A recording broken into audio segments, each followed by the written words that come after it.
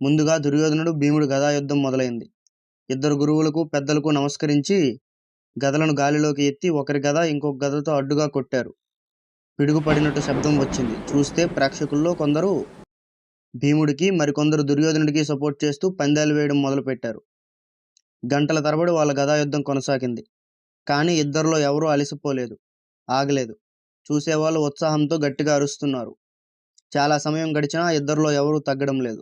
ద్రోణుడు ఇంకా ఆలస్యం జరిగితే ముఖ్యమైన అస్త్ర ప్రదర్శనకు భంగం కలుగుతుంది అని భావించి అశ్వత్థామను పిలిచి వాళ్ళిద్దరిని ఆపమని చెప్తాడు. అశ్వత్థామ అంతవరకు జోరుగా సాగుతున్న గదా యుద్ధాన్ని ఆపి భీమ దుర్యోధనులను విశ్రాంత మండపానికి పంపించాడు. తరువాత ద్రోణుడు తన ప్రియశిష్యుడైన అర్జునుడు విలువిద్య ప్రదర్శిస్తాడు అని అనౌన్స్ చేశాడు. ప్రేక్షకులంతా ఎదురు చూస్తున్న పాండవ మధ్యముడు అందమైన బంగారు కవచంతో, రత్నాలు పొదిగిన కిరీటంతో, చేతిలో ఎత్తైన ధనస్సు, ఇంద్రకుమారుడు సాక్షాత్తు ఇంద్రుడిలా కనిపిస్తున్నాడు. ప్రజలంతా అర్జునుడిని చూసి ఇతడి